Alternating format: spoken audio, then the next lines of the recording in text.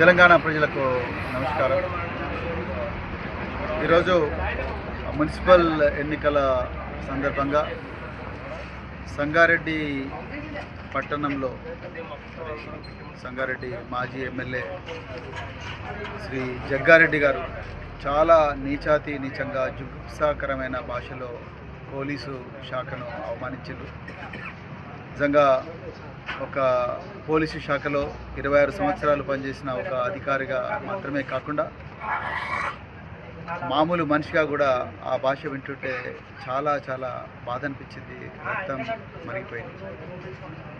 నిజంగా జగ్గారెడ్డి గారు మీరు చాలా సీనియర్ రాజకీయ నాయకులు, ఎన్నో సంవత్సరాల నుంచి రాజకీయాల్లో ఉన్నారు.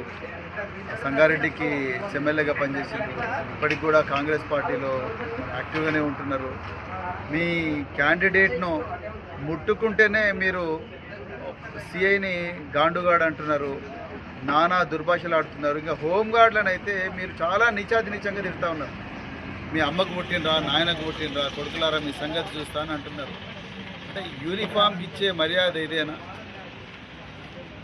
వీళ్ళు లేకపోతే మీరు నిజంగా తిరిగేవారా? మరి ఈ పోలీసులే లేకపోతే, వాళ్ళ బందోబస్తులే లేకపోతే మీ కాంగ్రెస్ వాళ్ళు తిరుగుతారు ఆ ఊర్లలో? మీ రేవంత్ రెడ్డి చేసిన మోసాలకు, మీ కాంగ్రెస్ పార్టీ చేస్తున్న దౌర్జన్యాలకు? అలాంటి గొప్ప త్యాగాలు చేస్తున్న డిపార్ట్మెంట్ను పట్టుకొని నువ్వు సిఐని గాండుగాడు అంటావా? హోంగార్డులనేమో అమ్మ నాయన గుట్టిండ్రా అంటావా? మీ సంగతి చూస్తే కొడుకులారంటావా? ఏం భాష అది? ఇదేనా భాష మీరు మాట్లాడేది ఒక సీనియర్ రాజకీయ నాయకుడిగా? ఇలా నేను అడుగుతా ఉన్నా, ఇలా రేవంత్ రెడ్డికి నేను ఛాలెంజ్ చేస్తున్నా. రేవంత్ రెడ్డి గారు మీరే హోంమంత్రి, మీకు చేతనైతే లేదు. అందుకొరకే మీ దగ్గర ఉండే సీనియర్ రాజకీయ నాయకులు, అదేవిధంగా ఎమ్మెల్యేలు, ఎక్స్ఎమ్మెల్యేలు పోలీసు డిపార్ట్మెంట్ను అష్ట కష్టాలు పెడతా ఉన్నారు. వాళ్ళని బ్లాక్మెయిల్ చేస్తూ ఉన్నారు, వాళ్ళని ఇబ్బందులు పెడతా ఉన్నారు, వాళ్ళకి ఇష్టం లేని పనులు వాళ్ళతో చేయిస్తూ ఉన్నారు. సిట్ల ద్వారా కానీ ఇంకో ద్వారా కానీ వాళ్ళ మీ ఎమ్మెల్యేలే వాళ్ళ మీద విపరీతంగా దౌర్జన్యాలు చేస్తూ ఉన్నారు. ఇంకా యూనిఫామ్కి ఏం వాల్యూ ఉన్నది? హోంమంత్రి మీరే. మీ హోంమంత్రిత్వ శాఖలో ఉండే కానిస్టేబుల్ల మీద, ఎస్ఐల మీద, సిఐల మీద మీ ఎక్స్ఎమ్మెల్యేనే గాండుగాడు అని అంటున్నారు. అదేమన్నా భాషనా అండి వాడాల్సిన భాష? రేవంత్ రెడ్డి గారు మీరు అదే భాష మాట్లాడుతున్నారు, మీ ఎమ్మెల్యేలు, మీ ఎక్స్ఎమ్మెల్యేలు అదే భాష మాట్లాడుతూ ఉన్నారు. మీకు చేత కాకపోతే ఒక్కరోజు మాకు ఇచ్చేయండి బీఆర్ఎస్ పార్టీకి మీ హోంమంత్రిత్వ శాఖ. పోలీస్ శాఖ పవర్ ఏందో చూపిస్తాం, పోలీస్ శాఖ ఇజ్జత్ ఏందో నిలబెడతాం.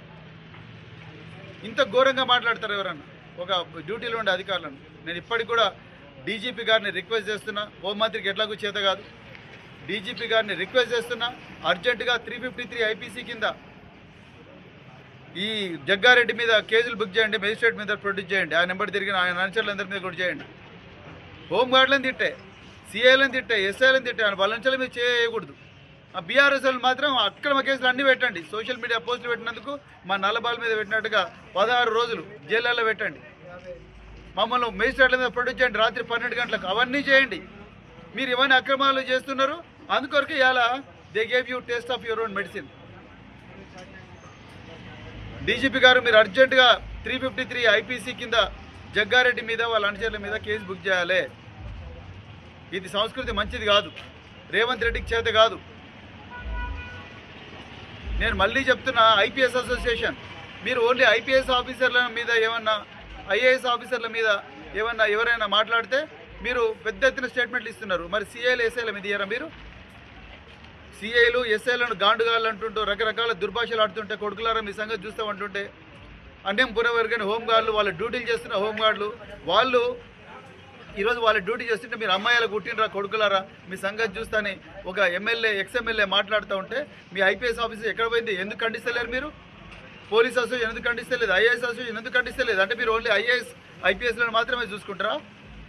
మీరు మంచిగుంటే చాలా, మీ ఇజ్జత్ మంచిగుంటే చాలు, మిగతా వాళ్ళ పోలీసు వాళ్ళది, చిన్నోళ్ళది ఇజ్జత్ ఎంత ఖరాబ్ అయినా పర్వాలేదా? అర్జెంటుగా ఐపీఎస్ అసోసియేషన్ కూడా దీన్ని ఖండించాలి, ఐఏఎస్ అసోసియేషన్ కూడా ఖండించాలి. అర్జెంటుగా జగ్గారెడ్డి గారి మీద వెంటనే కేసు బుక్ చేయాలి. అదేవిధంగా ఆయన మేజిస్ట్రేట్ మీద ప్రొడ్యూస్ చేసి రిమాండ్ చేయాలి. అవసరం అనుకుంటే ఆయన పీడీ యాక్ట్ కింద జైల్లో పెట్టండి. నేను మళ్ళీ చెప్తున్నా రేవంత్ రెడ్డి గారు, ఇది బీఆర్ఎస్ పార్టీ మీకు ఇస్తున్న ఛాలెంజ్. ఒక్కరోజు ఆ డిపార్ట్మెంట్ మా చేతిలో పెట్టు. ప్రజల జీవితాలు ఎట్లా కాపాడాలనో, డిపార్ట్మెంట్ ఇజ్జత్ ఎట్లా నిలపాలనో మేము ఒక్క రోజులో చేసి చూపిస్తాం. జై తెలంగాణ, జై కేసీఆర్.